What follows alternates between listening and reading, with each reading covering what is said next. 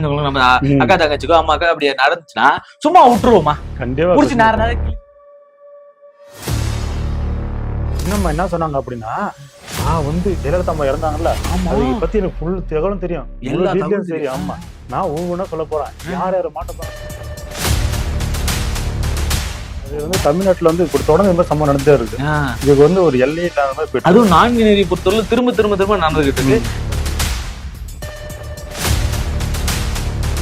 அவங்க அக்கா பையன் இருக்கால டிடிவி, ஆமா, அவனை க்ளோஸ் பண்றதுதான் மெயின் ரீசன் சொல்லி இவங்களுக்காக பேசினாலும் சரி. இங்க நடக்கிற ஆட்சி திராவிட ஆட்சியா சாதிய ஆட்சியா? என்ன போதை போட்டாலும் ஏன் அவன் தெருவுல எவனும் இல்லையா? அவன் வீட்டுல எவனும் இல்லையா? அதெல்லாம் அவரோட டார்கெட்னா திமுக. அதுக்கான எதிர்ப்பு வந்தா தெரிவித்தாரு. இந்த டைம்ல யாரும் மோஸ்ட்லி படத்துக்கு வர மாட்டாங்கன்னா, யாரும் ஒரு சில பெரிய படத்துல இறங்க மாட்டாங்க. இந்த டைம்ல ஒரு சரியா படத்தை இறக்கி அது சக்சஸ் ஆகிற பெரிய விஷயம். வணக்கம் மதிமுகம் பிரைம் நேயர்களுக்கு. ஐயா முருகா சொல்லுங்க. காலையில இருந்து ஒரே பரபரப்பா இருக்குது. இருக்கணும் இல்ல, அதான் அரசியல் அப்படிதான் இருக்கத்தானே செய்யும். ஆமா, இந்த ஆஸ்பத்திரியில புள்ளப்பட்ட ஐசியூல இருக்கிறப்பாங்களே, உள்ள இருக்கிறவங்க கூட ஜாலியா இருப்பா. இங்க வெளியே திடீர்னு பரபரப்பா தெரிஞ்சுட்டு இருக்காங்க. எங்கடா போறவங்க பண்ணு டீ அதுக்குதான் பரபரப்பு இல்ல, சும்மா போயிட்டு வர போய் டீ சாப்பிட்டு வந்துடுறோம். அப்படிதான் இருக்குது காங்கிரஸ் நிலைமை. அவங்க நிலைமை அப்படிதான் இருக்குதா? என்ன கதை அவங்களுடைய? திமுக காங்கிரஸ் கூட்டணி இருக்குல்ல, அது ஒரு முடிவுக்கு வர மாட்டேங்கிறாங்க. ஆமா, இவங்கதான் இங்க இல்லாம வேற எங்கேயோ போறதா அவர் சொல்லிட்டு இருக்காங்க. அதுவும் பாஜக கூட கூட்டணியில இருக்கிறதும் ரொம்ப முக்கியம் சொல்லிக்கிட்டு இருக்காங்க. அப்படி போட்டு வாங்குறாங்க, போட்டு வாங்குறாங்க. போனா இந்த பக்கம் நமக்கு இன்னும் அதிகமா கிடைக்கும். ஓ, அப்படி போறேன்னு சொல்லி. ஆமா, தொகுதி அதிகமா கிடைக்கும். சரி, இவங்க 2011 60 சீட்டு. ஆமா, அப்புறம் வந்தாங்க, அப்புறம் ஒரு 40 சீட்டு காங்கிரஸ் தான். 25 தானே கேள்விப்பட்டேன். அது இப்ப 25, இது 2021. நான் சொல்றது 2011 60 சீட்டு. அப்புறம் அப்படியே வந்தாங்க 16ல 40 சீட்டு குறைஞ்சிட்டே வருது. அப்புறம் வந்தாங்க 25 சீட்டு, பாதிக்கு பாதி கூட கிடையாதுயா. சரி, அதுல ஜெயிச்சு ஏதோ கொஞ்சம் தக்க வைக்கணும், அதுவும் முடிய மாட்டேங்குது. அதையும் பண்ண மாட்டாங்க. சரி, இவங்களுக்கு எப்படி ஜெயிக்க வைப்பாங்க அப்படின்னு பார்த்தா கிரவுண்ட் லெவல்ல இறங்கி ஒர்க் பண்ணணும்ல. ஆள் இல்லையே, இருந்ததானே பண்ணுவாங்க. அது என்னவோ கரெக்டா தான் சொல்ற. இப்படி இருக்கும்போதுதான் எனக்கு ஆட்சியில பங்கு வேணும், அதிகாரத்துல பங்கு வேணும் அப்படின்னு முட்டு கொடுக்குறாங்க. எவ்வளவு தைரியம்! எல்லாம் தன்னம்பிக்கை தான். ஏன்னா மேல டெல்லியில இருந்து அப்படி வந்திருக்கு தகவல். இது எந்த மாதிரியான ஒரு நம்பிக்கைனா, ஒருத்தர் சுத்தி இருப்பாரு எப்படின்னா, அதை வரும் இதை வர அவரு நான் நல்லாதான் நடிக்கிறேன் அப்படின்னு சொல்லிட்டு சுத்துறாருல்ல.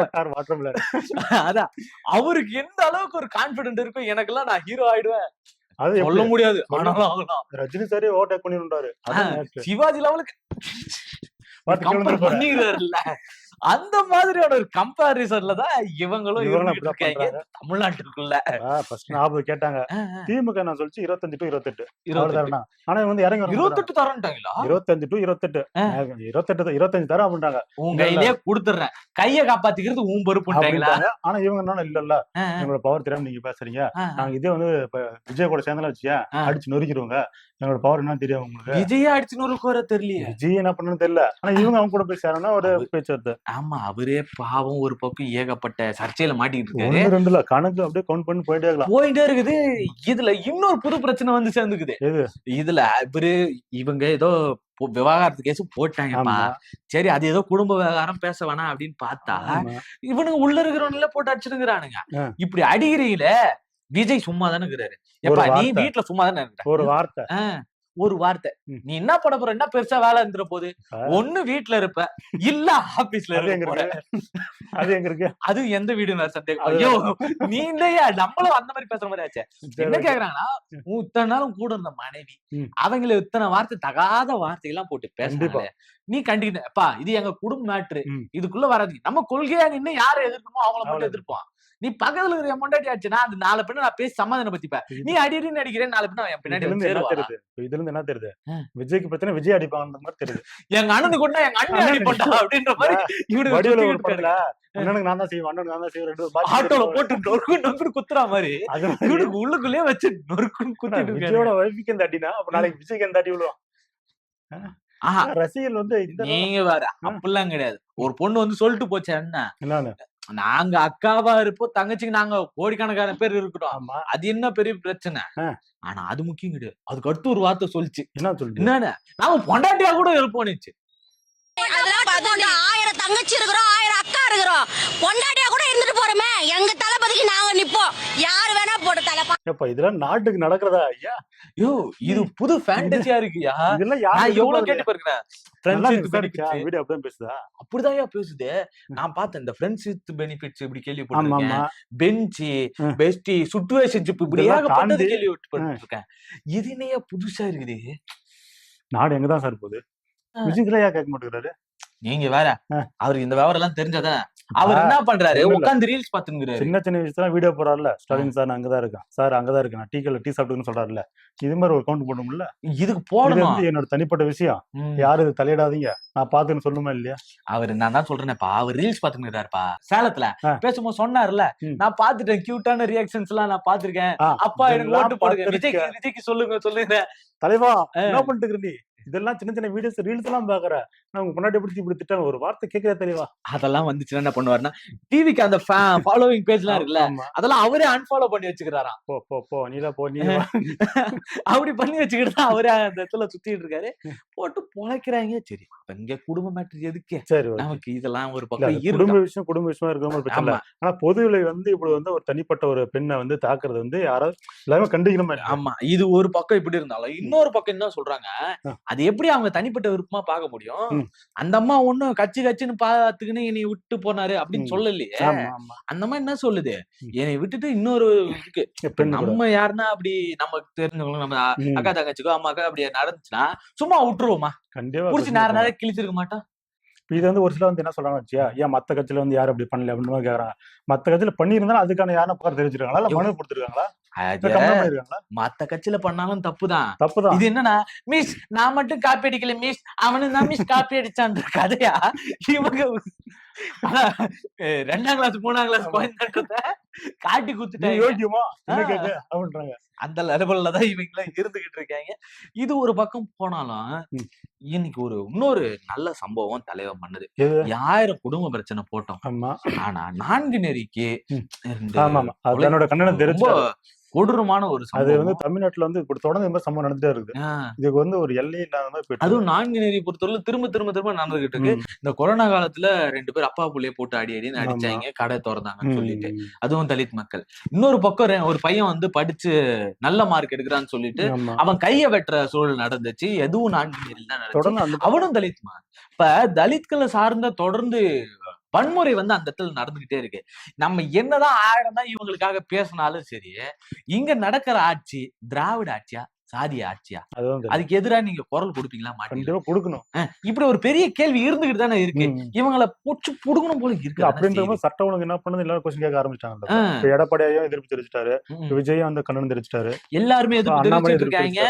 இன்னொரு பக்கம் இவங்க இந்த காங்கிரஸ் கூட்டணி பத்தி தான் எல்லா நியூஸும் கவர் பண்ணி போட்டுருக்காங்க. இதை பத்தி யாரும் கண்டுக்கிறது இல்ல. இன்னொரு பக்கம் அதிரடியா கைது பண்ணிட்டாங்கல்ல. அதிரடியா கைது பண்ணாங்க. எப்ப கைது பண்ணாங்க? ரோட்ல நின்னு போராட்டம் பண்ணதுக்கு அப்புறம் கைது பண்றாங்க. அப்ப அது வரைக்கும் நீங்க எங்க போயிருந்தீங்க? அப்ப நம்ம கேட்கணுமா இல்லையா? தப்பு. முதல்ல அதுக்கப்புறம் கைது பண்றதே தப்பு. முதல்ல நீ அந்த சம்பவம் நடக்க விடாம பாத்துக்கணும். கண்டிப்பா. ஏன்னா தொடர்ந்து நடக்கதானே செய்து இருந்துகிட்டே தான். அதுவும் இப்ப எலெக்ஷன் டைம்ல எந்த அளவுக்கு பாதுகாப்பா இருக்கணும். ஐயா, நீ ஆட்சியை காப்பாத்திக்கிறதுக்காச்சும் நீ அந்த பாதுகாப்பா வச்சுக்கணுமா இல்லையா? சட்ட ஒழுங்கு பாதுகாக்கணுமா இல்லையா? எலெக்ஷன் டைம்ல பிளாக் மார்க் தானே இதெல்லாம். எலெக்ஷன் டைம் இருந்தாலும் எந்த டைமா இருந்தாலும் இருக்கணும்ன்றது ரொம்ப முக்கியமான ஒண்ணு. இதுல ரொம்ப குறிப்பா ஒண்ணு பாக்கணும்னா, இவங்க எல்லாரும் இந்த பக்கம் இந்த கூட்டணி பத்தி பேசிக்கிட்டு இருக்காங்க. இதே நேரத்துல ஒருத்தர் வீடியோ கால் பண்ணி பேசிக்கிட்டு இருக்காரு. திருமாவளவன் என்ன பண்றாரு, அவங்களுக்கு வீடியோ கால் பண்ணி பேசி அவங்களும் கேட்க ஆரம்பிச்சிட்டாங்க. ஐயா, ஏதாச்சும் பண்ணி அவங்களுக்கு ஏதாச்சும் வாங்கி கொடுங்க, அவங்க ரொம்ப இதுவா இருக்காங்க அப்படின்னு சொல்லியாச்சு. அதுல ஒரு ஊனமுற்ற ஒருத்தர் அவரு ஸ்பாட்லயே இறந்துட்டாரு. ஹாஸ்பிட்டல்ல சேர்த்த இன்னொரு தம்பியும் இறந்தாச்சு. அதுபடியே போயிடுச்சு. இந்திக்கார பையன் ஒருத்தனும். இதுல காரணம் என்ன? கஞ்சா போதைப் பொருட்கள். இதனாலதான் அது மட்டும் இல்ல, என்ன போதை போட்டாலும் ஏன் அவன் தெருவுல எவனும் இல்லையா? அவன் வீட்லயே அவனும் இல்லையா? அதெல்லாம் அவனுல வெட்டணும் ஊர் விட்டு ஊரு, நாடு விட்டு நாடு இந்த மாதிரி ஏன் இவங்களை மட்டும் வெட்டணும்? அப்ப இவங்களுக்கு இருக்கிற அந்த ஜெனரல் மென்டாலிட்டி ஒண்ணு. செஞ்ச மாதிரிலாம் இருக்கு. இதே கவின் கொலை நடந்த இன்னைக்கு விஜய் வந்து குரல் கொடுத்தாரு, பாராட்டுறோம் இல்லையா? நம்ம உன்னிப்பா கவனிக்கணும் அப்படின்னா, கவின் கொலை எப்ப வாயை திறக்கல, ஏன்னா அவருக்கு ஒரு இந்த கஞ்சா இந்த போதை வஸ்துக்கள் அது பாயிண்ட் கிடையாது. இதுதான் இப்ப பாயிண்ட் இருக்குது. அப்ப சப்போர்ட் பண்ணாருன்னு வச்சுக்கீங்களேன், ஒண்ணு ஆணவ கொலை எல்லாம் தப்புன்னு சொல்லி பேசி ஆகணும், அந்த சமூகத்துக்கு எதிராக பேசி ஆகணும், இல்ல சரின்னு சொல்லி பேசி ஆகணும், நியாயத்துக்கு எதிராக நிக்கணும். ரெண்டுமே நிக்க முடியாத சூழல்ல கவினோட கொலை வழக்குல மாட்டிக்கினாரு. அதனால அங்க பேசாம இருந்தாரு. இப்போ திமுக எதிர்ப்பு மட்டும் முடிச்சுக்கினாரு. இப்ப யாரு மேல தாக்கி இருக்காங்க, ஏன் அந்த தெருவுல எவனும் இல்லாம எங்க வந்து தாக்குறாங்க, இந்த மாதிரியான சிந்தனைக்குள்ள அவர் போக மாட்டாரு. அதெல்லாம் அவரோட டார்கெட்னா திமுக அதுக்கான எதிர்ப்பு தெரிவிச்சிட்டாரு. அப்படிதான் அவருடைய இது இருந்துகிட்டு இருக்கு.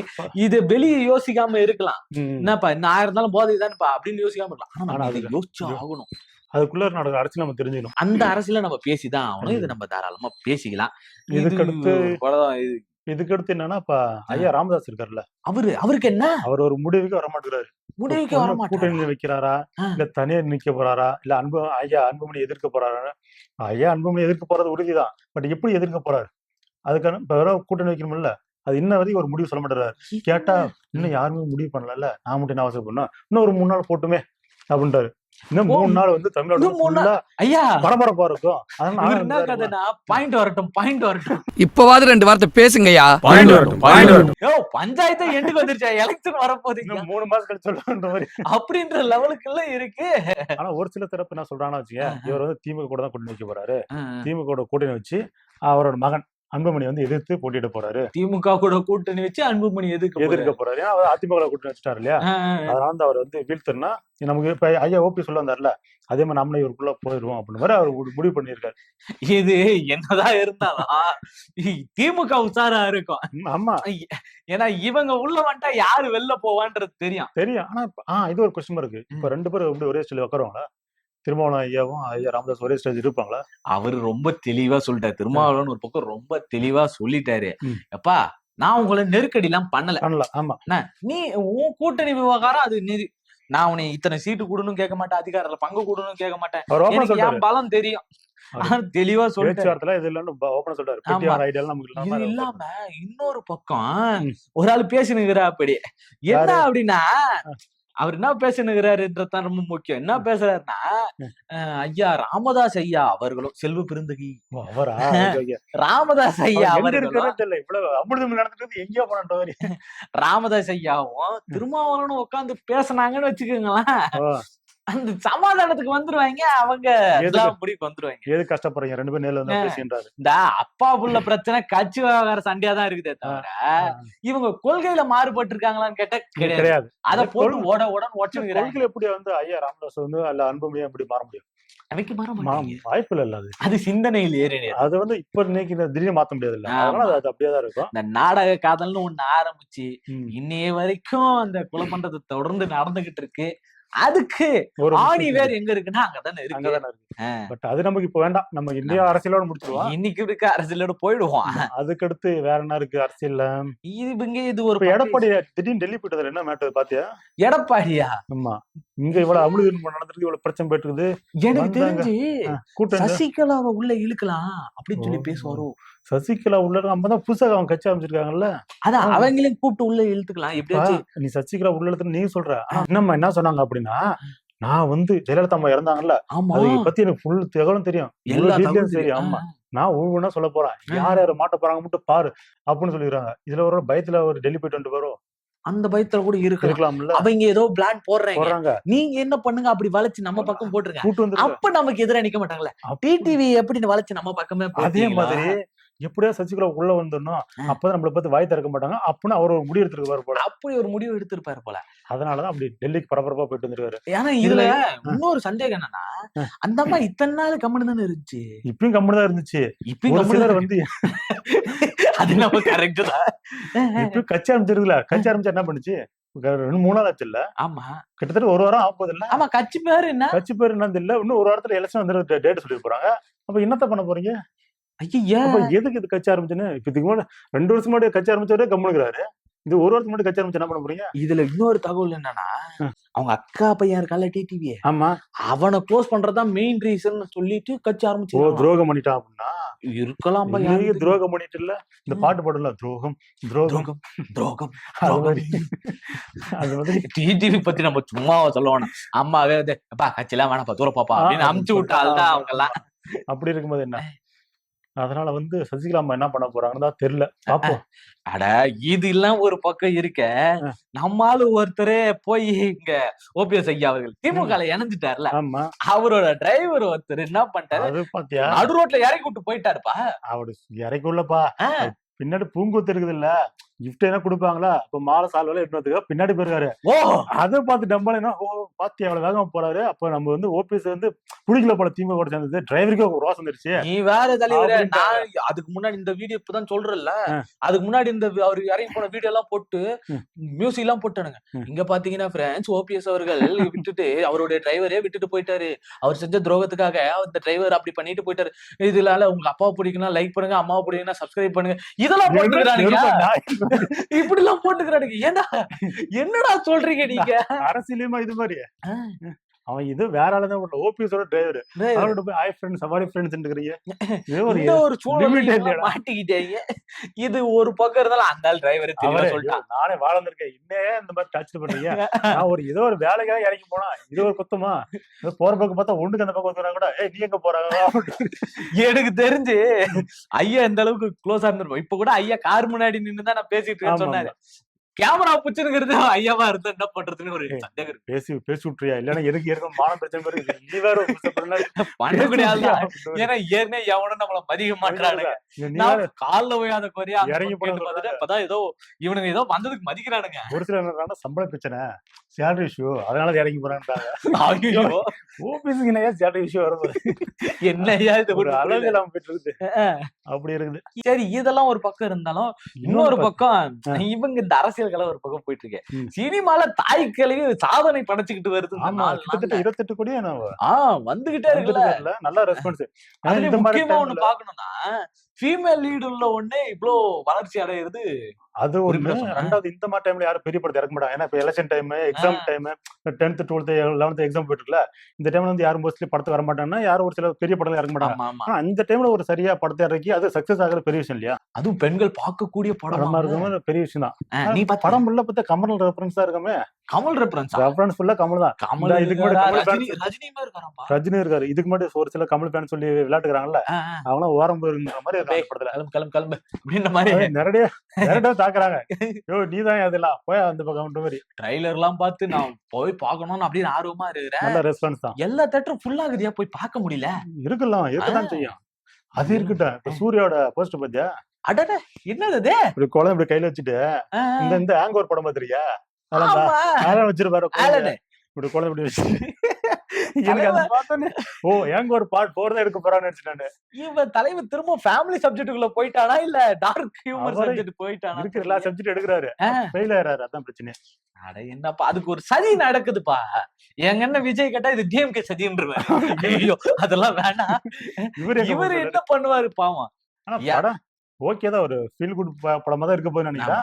எனக்கு தெரிஞ்சு அந்த கங்குவா படமே நல்ல படம் தான். ஆனா அடிச்சடி அப்படி ரெட்ரோவும் சரியான நல்ல படம் தான்.